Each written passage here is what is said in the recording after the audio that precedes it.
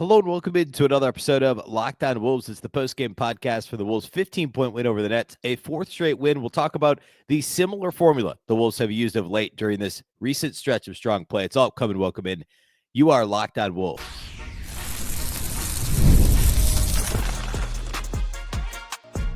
You are Locked On Timberwolves, your daily Minnesota Timberwolves podcast. Part of the Locked On Podcast Network, your team every day. Hello and welcome to the Locked On Wolves podcast, part of the Locked On Podcast Network, your team every day. My name is Beecken. I'm the host of Locked On Wolves. Today's episode is brought to you by FanDuel. Right now, new customers can get $200 in bonus bets when your first $5 bet wins. Happy Friday, everybody. Happy weekend. A victory Friday after the Wolves beat the Nets by 15 on Thursday night, continuing what is now a four-game win streak. All the way around, a pretty impressive win. Maybe not all the way around. There were a couple of sluggish moments in this one we'll talk about, but overall, a similar formula the Wolves have used of late to not just this four-game win streak, but expanding it a bit further over the past month plus or so. We'll talk about what that is today. We'll talk about Rudy Gobert's brilliance in this game, how well Anthony Edwards played, and some of the other contributions Minnesota got as well. So a packed show today here on the post-game pod. A big thank you, first of all, off the top, for making Locked On Wolves your first listen every single day. Of course, this show is free and available everywhere. That includes YouTube, as well as all of your favorite audio platforms. Wherever you like to listen to podcasts, you can find Locked On Wolves. You can also watch on the Locked On Sports Minnesota app on both Roku and Amazon Fire TV. Also, a reminder, you can subscribe to the daily newsletter at lockedondaily.com. You'll get an email to your email inbox every day, Monday through Friday. All things Wolves, all things NBA. Again, subscribe at lockedondaily.com. All right, so the Timberwolves came into this game riding a three-game win streak, and, of course, coming on the high of that exciting win over the Nuggets the other night, the two-overtime win on national TV. And the Nets, of course, are a shorthanded team. Bunch of guys out for the season. Cam Johnson, maybe not for the season. Cam Johnson's out. Cam Thomas out for the season, among other guys. They still have D'Angelo Russell, but D'Angelo Russell he hasn't played well in a Nets uniform, and he really didn't play well in this game. He played only 13 minutes of the 10 Nets that saw the floor. He played the least. He was 0 of 6 shooting, airballed a couple of shots, missed all 4 of his three-point attempts. A rough performance from old friend D'Lo. A roster with a lot of guys that not a lot of people know who they are. Nick Claxton would be probably the most recognizable name on the team. Maybe Drew Timme, if you're a big college basketball fan. Trendon Watford. There wasn't a whole lot of name recognition on this Nets team, which, by the way, had won 2 straight, including beating the Mavericks here recently. But a game the Wolves were favored to win by 13.5 coming in on FanDuel. They ended up winning by 15. And the Wolves were full strength. They got Dante DiVincenzo and Naz Reid back after they both were suspended and missed the Denver game on Tuesday.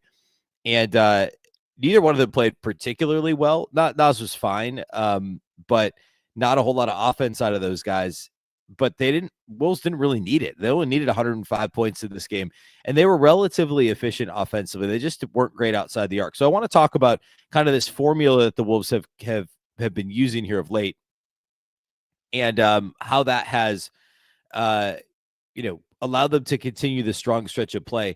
And that's simply bringing back the defense that they played. It's maybe not quite to the frenetic pace or the dominance of last year's defense, but defense leading the way here of late has been a story for Minnesota, and it's not something we've seen for most year. I know they gave up a ton of points to the Nuggets on Tuesday, so I guess the Nuggets game is maybe the exception to this recent rule, if you will. But prior to that, I mean, they held Detroit to 104. They held the Suns to 109. And it's been about the activity level defensively and specifically turning defense into offense. So the Wolves are obviously scoring a bunch of points here recently, too. Like, they've scored 120 or more. The 3 games prior, 120 or more in each game. They scored 134 against that shorthanded Zionless Pelicans game in the last win before that. And in fact, so that 8-game win streak the Wolves had that lasted from the beginning to middle of March, they scored at least 115 points in 7 of those 8 games. The Wolves offense has obviously been really good too, but a lot of that has been spurred by the defense. It's been getting out in transition, and it's not always the pure fast break category either in the box score. it's a lot of times just opportunities created by the defense, whether it be a secondary break type situation, right? Like that second wave in transition when the ball comes down the floor, but then you hit Nas for a trail three, or you're hitting, Gobert barreling down the court as the last man, just, rim runs, and you drop a pass off, he gets fouled and he scores free throw. He gets to shoot a couple of free throws. It's not just the pure fast break points. It's also opportunities generated by the defense, which includes, yes, fast break, but also secondary break and some of these kind of broken floor situations that the Wolves have begun to really excel in. The half court offense can still be clunky at times, and it was in this game. In fact, the game started with like really clunky offense for Minnesota. They were up 20-19 at the end of the first quarter, and it was a lot of standing around, a lot of, all right, well, I guess I'll shoot this three because nothing else is happening. And it was not impressive, but the defense was really good. And you have to credit the Nets for playing really hard to start the game as well. That changed pretty quickly, but the Nets played hard in the first quarter and made things at least challenging for Minnesota. The Wolves obliged, not doing a whole lot themselves to move the ball and make things difficult for Brooklyn on offense. On the other end of the floor, the Wolves defense was pretty active. The Nets did miss just a few open shots because, as we talked about in the show on Thursday, they're just a bad offensive team. They're a terrible shooting team. They don't shoot that many threes, and with their current lineup, they're not going to shoot that many, and they're not going to make very many either. They ended up getting 36 of them up in this game, but other than Derek Whitehead, like nobody else made threes with any sort of accuracy in this game. He was 5 of 9, and the rest of the Nets team was 6 of 27, which is not good.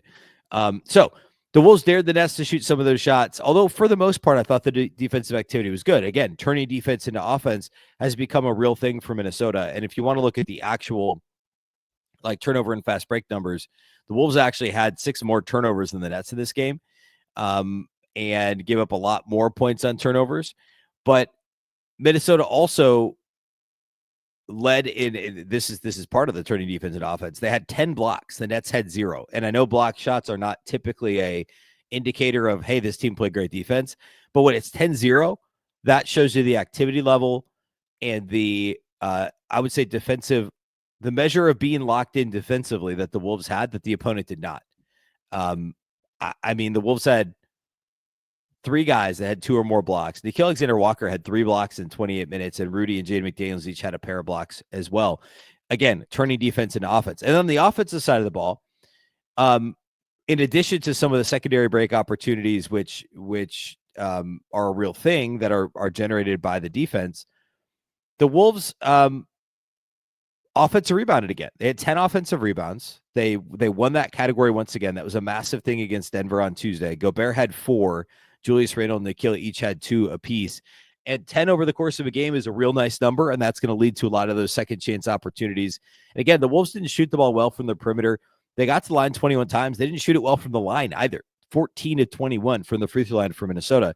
So again, offensively, there were good moments, but a lot of it was because the defense and the offensive rebounding helped generate some of those positive moments. And it wasn't necessarily because the half-court offense had great flow. There were also some really good Anthony Edwards moments. We'll talk about Ant here in a minute. We'll talk about Rudy and how each of them impacted the game in a positive way. They were easily the 2 best players on the floor for the Wolves. We'll close by looking at the Western Conference standings, as we've been doing here over the last few weeks, because things keep changing. And we will and then we'll hit, of course, studs and duds, I guess, before we do that in the last segment. So all that is upcoming here next.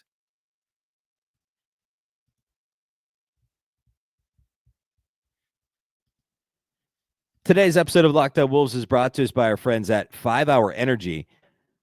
I know we're a few weeks past daylight savings, but I feel like this time of year, as it's still barely spring, you're still just kind of recovering from that, that lost hour of sleep. And also there's more daylight, so you need more energy to do more things. More sunshine means more time for fun. There's also a late Wolves game on Tuesday. I was up late with that and didn't get enough sleep. Final 4 games this weekend, championship game on Monday for the NCAA with NBA ongoing this whole time. Maybe you're just trying to keep up with your busy day. Well, 5 Hour Energy can give you that quick, refreshing pick-me-up whenever you need it.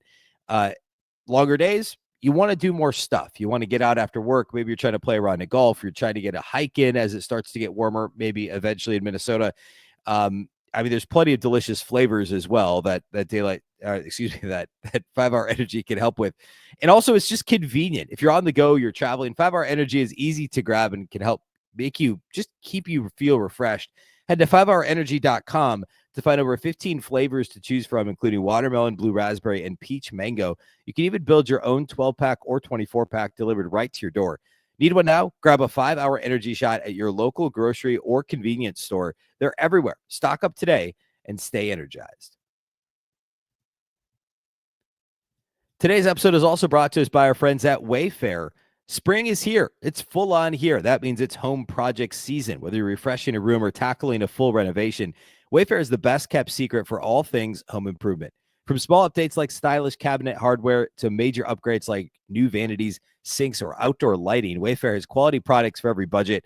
I just upgraded my living room with a rug and also a lamp. Wayfair is the best place to go look for some of those things. And also with outdoor living season, if you will, I looking for some additional outdoor lighting for the patio, maybe another piece of outdoor furniture. I'm going to be looking at Wayfair. Their free and fast shipping makes it super easy.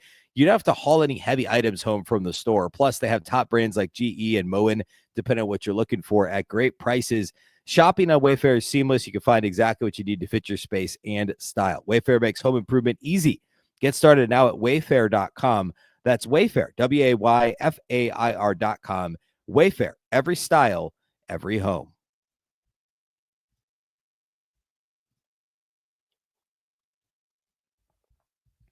All right, so we talked about the formula the Wolves have been using in regards to offensive rebounding, defense, turning defense into offense, when necessary or when possible. All of that is, has really contributed to this long stretch of strong play for Minnesota. If you want to go back to early March, we can do that. I think that kind of encompasses this. But the individual player who's perhaps been most impressive compared to how they played the first part of the year, especially, is Rudy Gobert. And remember calling, like, this was around the All-Star break. I did a show about like the biggest surprises, both good and bad. And one of the biggest surprises was Rudy Gobert's lack of rebounding. And I stand by that. That was it was true then, and it has continued to be true until the last couple of weeks, when all of a sudden Rudy Gobert is just like rebounding the ball like crazy. Still, compared to his career average, if you take the body of work for the season, or I should say his career rebound rate, it's still not anywhere near where it should be. And actually, as of now, it's still the lowest rebound rate of his career, total rebound rate. But he's now up over 18% rebound rate. His previous career low was in 2017-18. So like 7 years ago was an 18.8%. Besides that, he's been over 21% every year since 2016. And he's at 18%. But that gives you some idea with how good he's rebounding the ball recently, how much he's dragged that up. It was like a little over 16%, I think, at the All-Star break. And I mean, in this game, Rudy had 21 and 18. Last time out, 19 and 12. Against Detroit on Sunday, 19 and 25. And he's had 11 or more rebounds in each of the last 6 games. Now, you go back before that, there's a stretch where he wasn't boarding the ball very much. And that's why this has been such an impressive stretch. And he's also scoring. So he's had at least 15 points and at least 11 rebounds in each of the last 6 games. He's been efficient. He's overall shot free throws well, although he was only 3 of 6 against Brooklyn. But for the most part, he shot free throws well over the stretch. And he's always efficient when it comes to his field goal percentage. He had one game where he was 50%. Besides that, he's been over 60. He's made over 2/3 of his shots, over 67% of his shots in every game during this stretch. I think the biggest thing for me is the activity level, the rim running, how hard he's rolling in the half court, finding open spots, and teammates are now looking for him. This stretch helps in terms of trust as well. And some of these guys have now played with Rudy for 3 seasons, but some of them haven't, like Dante DiVincenzo and Julius Randle. And for them to trust him in some of these moments is huge, especially going to the playoffs. Adding this element of, okay, we trust Rudy, and he can catch a lob, he can throw it down, he can find a soft spot in the defense in the dunker spot, and we can shovel him the ball. He can catch it and finish, or catch it and at least be fouled, even if I don't get the assist, right? We're going to generate some offense out of this. And Rudy's been so impressive doing all of these things. And there's probably an element of rounding himself into shape. We see that with veterans. We've seen it with Mike Conley, not suggesting he wasn't in shape to start the season, but there's just, when your body carries that much wear and tear, sometimes you have to ramp up to that level. There could be some of that. I do think the familiarity thing matters. just in regards to, like, he's now played with some of these guys that he hadn't played with before. It's been for, an extended period that he's been on the floor with guys like DiVincenzo and Randle, and to a lesser extent, some of the young guys like a Jalen Clark. Like, now there's that comfort level, and that's really showing through. And Rudy's just playing hard, and he looks good. He looks healthy. He had to play a ton of minutes in some of these games, like without Nas the other day against Denver. I mean, he ended up fouling out, which is why he only played 40 minutes in a 2 overtime game. But he had to take on a heavy load, and he did. He's also blocking shots a little bit, like still well below what he'd done earlier in his career. But he had a 4-steal game mixed in. He had a 3-steal game mixed in. So if you want to combine those and go with stocks, he's averaging over 2 stocks a game over the stretch as well. Very impressive from Rudy. And the key to the Wolves defense, and also related to the Wolves defense, which we talked about a little bit already, but I want to kind of circle back to it, like highlighting Rudy Gobert, is defending without fouling. And a really good example of how the Wolves locked down the paint and defended without fouling and really kind of forced Brooklyn to do what they wanted them to do is the lack of free throws. The Brooklyn Nets attempted 4 free throws in the entire game, which of course prompted me to Google what are the least free throws attempted in a game. And it is the least by any team in a game this season. There's been a couple of games the last couple of years that are actually even less free throws. And of course, the three-point revolution, ongoing three-point revolution plays into that. There was a game last year between the Celtics and Bucks in which the Celtics attempted 0 free throws, which according to StatMuse is the only game in history, at least on record, which I guess, there's a game on this list that goes back to 1980. So probably shot clock era would be my guess. The only team in history that did not have a single free throw attempt in the game. And in that same game, Milwaukee only had 2 free throw attempts. I don't remember this at all. This was last April, almost a year ago. Boston and Milwaukee played an entire game with 2 free throws shot, both by Giannis. Nobody on the Celtics shot a free throw. Nobody else on the Bucks shot a free throw. Just a crazy stat. But this is the least amount of free throw shot in a game by any team this year, already on StatMuse. And in history, that's tied with a bunch of teams, obviously. But there's been what, 10 games where there's been 3 free throws shot total, 4 games with 2, 2 with 1, and only the Celtics with 0 free throws. So this is right up there, historically speaking, in terms of games where a team just doesn't get to the line. And the Wolves did. We already talked about, they shot 21 free throws in this game. Didn't shoot them well, but they got to the line for 21 of them. And Brooklyn just stopped being aggressive.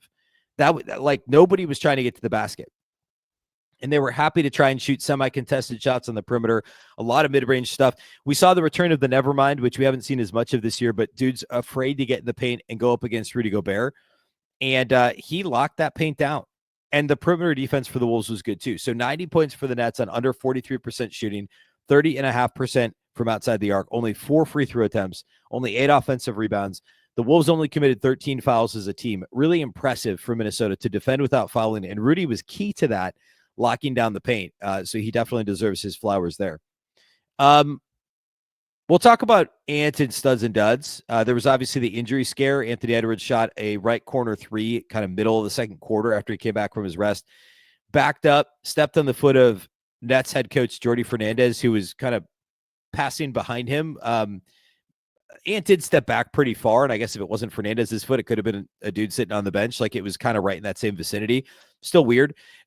He rolls his ankle, stays down for a minute, goes off the floor to the locker room, and then, of course, comes back out of the locker room after halftime, looking no worse for the wear. He ended up only needing to play 31 minutes in this game, 32 minutes in this game, in part because of the injury, but then he didn't have to play the last couple minutes of the fourth quarter either. We'll talk about what he did production-wise in studs and duds. I want to hit the rotation really quick, though. On Tuesday, the Timberwolves rotation did not have Naz Reid, did not have Dante DiVincenzo because of the suspensions. Josh Minot saw rotation minutes and was fantastic. We shouted him out on Wednesday's show.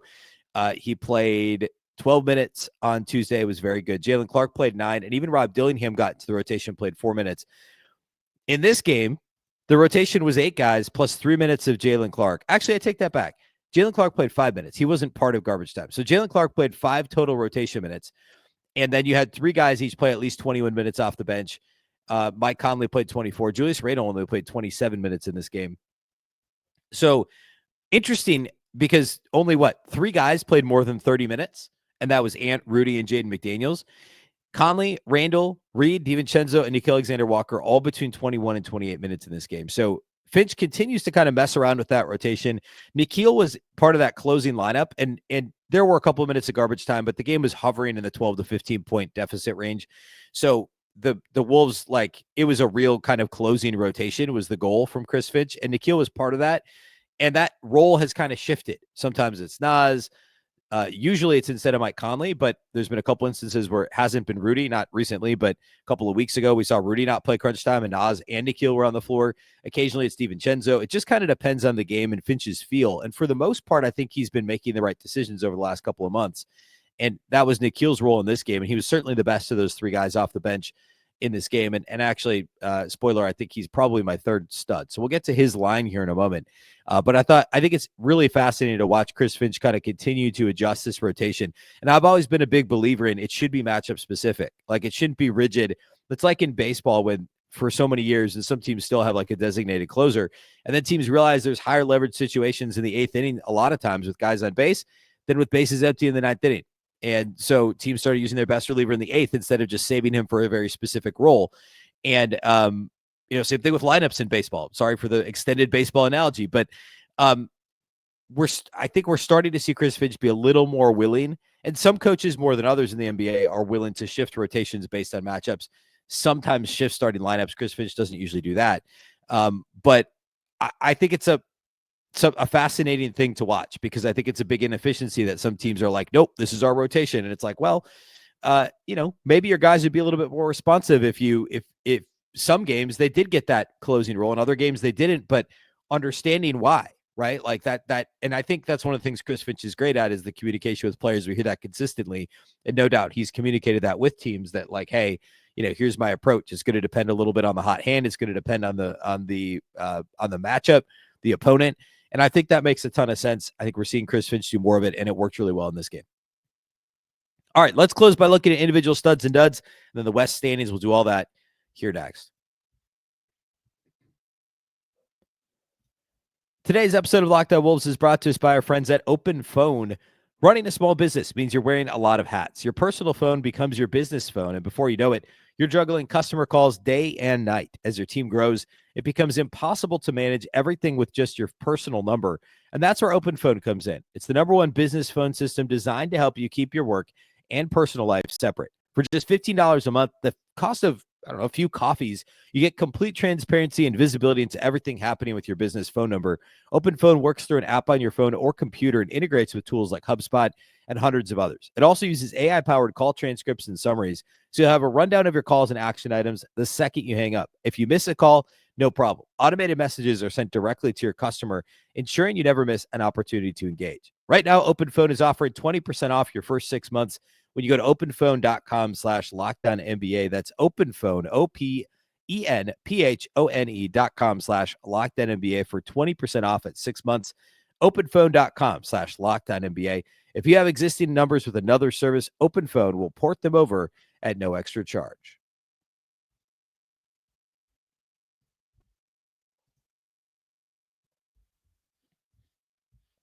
All right, individual studs and duds from this one. Anthony Edwards, Rudy Gobert are the top two studs in this game. We talked about Rudy already. 21 points, 18 rebounds, 9 of 10 shooting. You cannot get much more efficient than that. Literally, only by one shot could you be more efficient. 3 of 6 at the free throw line, 18 boards, 4 of them offensive rebounds, a couple of blocks, an assist, and 0 turnovers. And the assist was one of Rudy's favorite, look away, kind of like, not really looking away, but I'm going to look away right as I'm passing it. So it looks like a look away, or it looks like a no look, but it's really more of an actual look away. But fun to watch, and for Rudy to be able to be confident enough to do that, for teams to trust him, for teams that cut off of Rudy with the ball in his hands, kind of in the free throw line extended elbow area. I mean, I don't know that it's very often in Rudy's career that teammates have been like, Rudy's going to pass me the ball if I cut. Rudy, to his credit, has always been an okay passer, especially on short rolls, like kicking to the corner, like stuff like that. But for him to be looking to pass the ball in that situation is pretty impressive. And again, an assist, no turnovers for Rudy Gobert. Very impressive overall performance for Rudy. And then Anthony Edwards, we'll talk a little bit about him. 28 points on 10 of 15 shooting, 5 of 10 from outside the arc. Got to the line 5 times, but was a heavy outside the arc game. By the way, he was 5 of 10 on threes. He was 5 of 5 on 2-point attempts in this game, which is efficiency we haven't always seen from inside the arc. And really, I don't say rarely, but we've seen it less than we'd like to see from Ant this season. He ended up with 5 rebounds, too, in just 32 minutes. And given the rolling of the ankle, that activity level is really positive. 3 stocks, 2 steals and a block, and 3 assists with only 2 turnovers. It's actually one of the more well-rounded / efficient games we've seen Ant play here of late. I mean, 28 points on 15 shots, 3 stocks, 3 assists, 5 rebounds, only 2 turnovers. That's a pretty perfect game. He had, of course, a big contingent of Anthony Edwards fans at the game, lots of Ant jerseys, lots of Wolves fans, period. But playing in Brooklyn, of course, there's going to be a lot of casual fans or New York fans that are just Ant fans. By far the biggest star on the court in this game, and he did not disappoint. Looked very comfortable. And, of course, the three-point shooting has, waned a little bit lately in terms of efficiency. Not the case in this game. 5 of 10. He's still for the season 39.5%. So he's still got an outside shot at kind of really getting to 40% where he was for most of the season, but he's at least in roundup territory. And we've seen, I guess, 4 of the last 5 games he shot. Now, 3 out of the last 4 games, he's been 40% or better from outside the arc. So it's good to see him kind of shore that up here as we head down the home stretch in the regular season. My last stud, as I alluded to last segment, is Nickeil Alexander-Walker. Really nice off the bench. 13 points out of 4 of 7, 2 of 5 on threes is great. He got to the line 4 times. He also had 4 rebounds, 5 assists, only 1 turnover for Nickeil, and he had 4 stocks, 3 blocks, and a steal. Similar to Anthony Edwards, an efficient, well-rounded game. 13, 5, and 4 with 4 stocks and only 1 turnover. Just almost a perfect line. I mean, in a lot of ways, as sluggish as the Wolves were to start the game, and then again at the very start of the third quarter, the Wolves actually lost the third quarter by 2 points, and they only won by 15. These 3 guys were really, really good. And the issue was nobody else really came to the party offensively. Mike Conley had a bad shooting night. Julius was just okay. He had 4 turnovers as well to just 4 assists. DiVincenzo had a bad shooting night. But Nickeil, Rudy, and Ant were all fantastic in this game. I mean, seriously, they combined to shoot, 23 of 32 in this game. They combined to shoot 7 of 10 or 7 of 15, from outside the arc. Just a really, really strong performance by those 3 players. And Nickeil was every bit as impactful in this game as Ant or Rudy. Dud wise, I don't know. It's tough. They won. I mean, Conley had a bad shooting night, 2 of 10 shooting, but he had 6 assists and only 2 turnovers. Julius Randle did not shoot the ball well. Andy turned the ball over a bunch. So, I guess if I had to pick duds, it would be Julius Randle and Dante DiVincenzo. Randle had 11 points on 11 shots. He was very shot happy from outside the arc. Hit one very early. I think he had 3 3-point attempts just in the first quarter. It was 3 of 8 on threes, which is odd volume from Julius outside the arc. 8 rebounds, but he had 4 assists and 4 turnovers, did Julius Randle. Dante DiVincenzo, just 2 points on 1 of 9 shooting. Remember, he didn't play Tuesday, so I don't know, maybe knocking off a little rust. 0 of 6 on threes, 3 turnovers to 2 assists in 21 minutes for Dante. So I guess it's Dante and Julius Randle if we're going to look at duds in this game. Dante was probably the worst player on the floor for the Wolves. All right, that's all we got for you from this one. Again, similar formula, offensive rebounding, defense into offense, a little bit of transition secondary break opportunities, but just overall stifling defense, holding the Nets to 90 points on sub 43% shooting, sub 31% outside the arc, and only 4 free throw attempts. A really impressive performance from the Wolves. Overall, in the Western Conference, Memphis finally won a game. They beat Miami by a bucket. John Morant was huge late in that one. And then Golden State held on to beat the Lakers by 7. That was they led for most of the way in that one, which I guess both of those results are not what the Wolves wanted because those are 2 of the 3 teams the Wolves have been jockeying for position with. But the Lakers losing means the Wolves are only a game and a half out of the 4 spot in the Western Conference. There's just 2 teams in between them, and it's Golden State and Memphis. The Clippers have won 2 straight. They were idle on Thursday night and play Friday. So as of right now, Minnesota is tied with Memphis for 6th. Memphis has the tiebreaker over the Wolves. So the Wolves are officially in 7th place. They're a half game ahead of the Clippers. They're tied with Memphis without the tiebreaker. They're half game behind Golden State, who's played 1 less game, tied in the win column, but 1 back in the loss column. They're in 5th. The Wolves are only 1.5 behind the Lakers, who we know they've split the season series with. So no direct head-to-head tiebreaker against the Lakers. I believe the second tiebreaker, and I should look this up, I believe it's conference record. If it is conference record, the Wolves are behind the Lakers there. The Lakers have 1 more win and 5 less losses. Apparently, the Wolves are That's weird. Oh, the Lakers have a ton of games to play. That's why, because of the fires. The Lakers have a bunch more games to play. But all that to say, the Wolves lose the tiebreakers with the Warriors and Grizzlies, and the Lakers one, I think they also lose that one just based on whatever that second tiebreaker is. But they win it against the Clippers, who they're currently just a half game up on. So we'll be scoreboard watching here for the next couple of weeks just because it's such a jumbled mess in the West. And frankly, like, it's unlikely they jump everybody and get to 3, but they're only 2 games out of the 3rd seed. I mean, they're closer to the 3rd seed. They're 7 games ahead of the 9 seed. So they could fall anywhere. Realistically, 5 to 8 are there. It's 1 game apart. But realistically, they could get as high as 3, and they can't fall lower than 8. It's not possible. So going to be fascinating down the stretch. We'll keep an eye on it. And of course, right now we can play if the playoffs started today, they'd be hosting a playing game against the Clippers for the right to be the 7 seed and play the Houston Rockets in the first round of the playoffs. So we'll keep an eye on that. Wolves don't play again until Saturday night. No Friday night game, weirdly enough, but the Wolves on Saturday night will be at Philadelphia to take on the Sixers, who now have an injured Tyrese Maxey. Of course, Joel Embiid already shut down a couple of weeks ago for the season. So obviously a very winnable game Saturday night as this road trip continues, game 3 of 5.